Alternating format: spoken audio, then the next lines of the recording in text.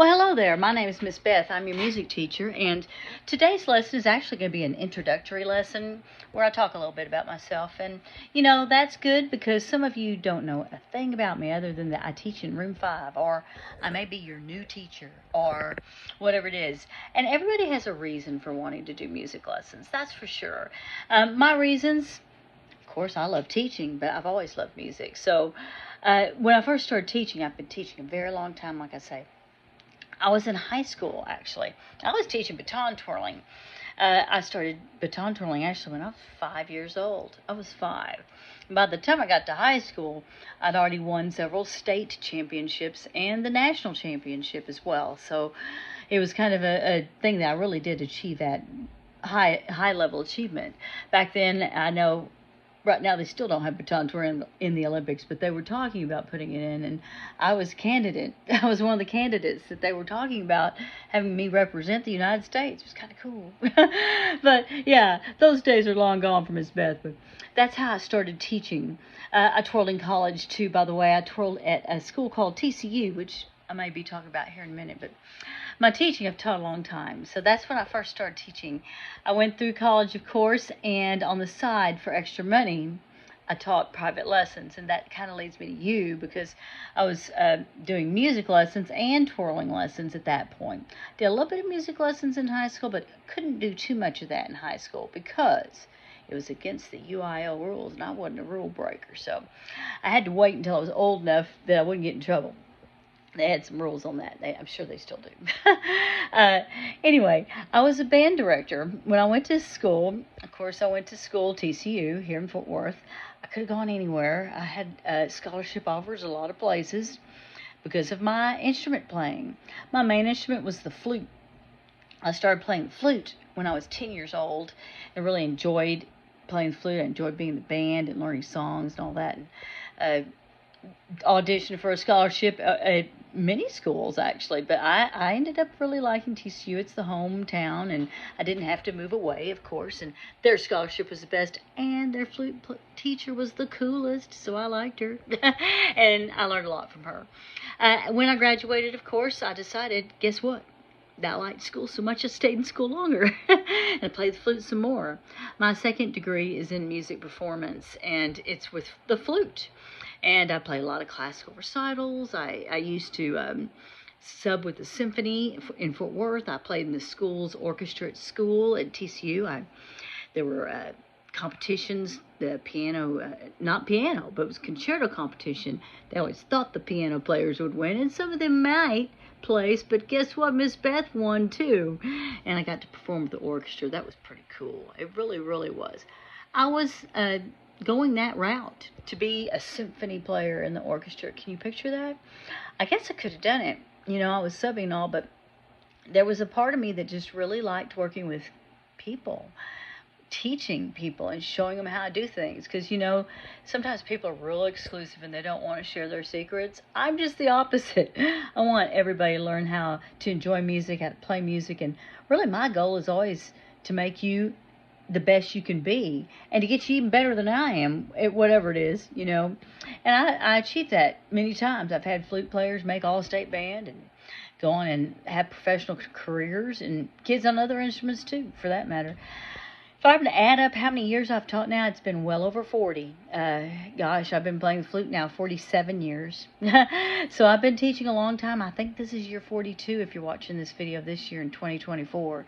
So it's been a long time. Do I get tired of teaching? No, because I'm always doing something new. I do play a lot of instruments. Not because I was a band director. It maybe lended itself to me learning a lot of instruments, but there are a lot of band directors that don't play any instrument. They just talk you through it. They're generalists.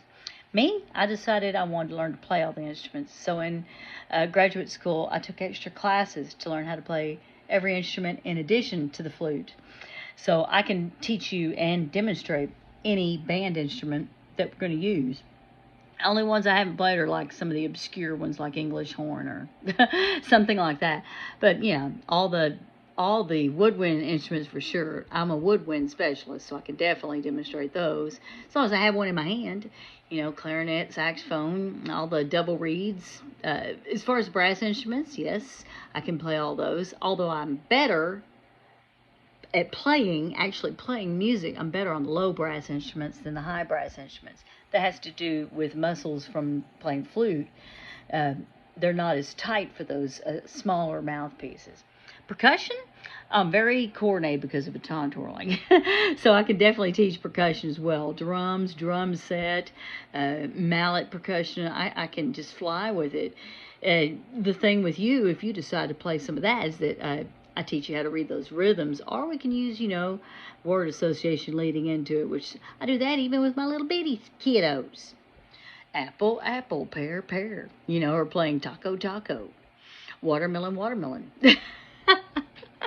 I know. I can also count it the way your band teacher wants. I know band people tend to be real, it's got to be this way, this way, this way, this way. And I taught that way too. I really did. But I always taught with a smile on my face, and would also let you learn the watermelon, watermelon instead of one iana or one tatata.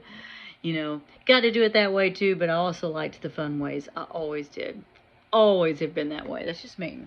What other instruments does Miss Beth play? Well, besides band instruments, I play the guitar. I play the ukulele, which I've learned all those since I retired from band directing. Piano. Of course, I've played piano off and on and dabbled with it for years. Mandolin, which is kind of a funky looking little bitty instrument. Play the banjolele. Play all the different flutes. Piccolo, alto flute. I can play the pan flute, like Zamfir. Ask your parents about that, I guess, if they know what that is. Plays a little bit of harmonica. And what else? I probably going to leave something out, I'm sure. Singing. Definitely singing. I do a lot of singing now. As I retired and COVID came, I started singing a lot because, you couldn't leave your house. And I enjoyed singing. I started doing it on the Facebook.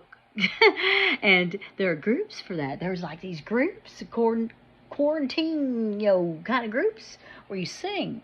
And it kind of led to people going, man, you sing really well. I even auditioned for The Voice. I did. I didn't get picked, though, and it was odd because they said, we love you, but we don't like the way you have your hair styled. Because I had it like this in a wad. It was summer. It was hot. I had it all wadded up, and they said, your hair does not look professional enough, so we're going to skip on you. We're gonna call it a pass. But we do like your voice. And it was like, oh, my gosh.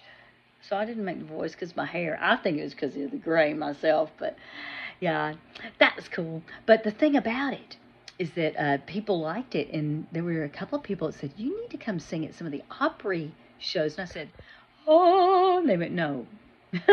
Like you, the music like you like, country music. You need to listen to more country music and sing at country Opries.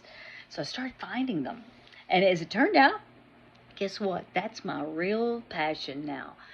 When I perform, is I go to Opry shows throughout Texas. There are several, and I'm on a circuit, so I perform regularly at these. We don't have one in Weatherford. I wish we did. I really, really do. But I perform at other places. There's a little bitty one in town here in Azle where I live. It's okay. The band is what it is. There's a live band at these. You audition, you sing. There are some that I travel too far away that I've had to audition, and then I'm on their circuit and I get paid. So that's kind of neat. Do I get rich doing it? No. Does it fill my heart, though, with music to get to perform? Absolutely. My age, getting to perform, it's great. I'm learning songs all the time. Hopefully, you will enjoy learning songs all the time, too. Here I am, definitely old enough to be a grandmother, Not old enough to get Social Security, but I'm in between that stage in my life. Definitely old enough to be retired.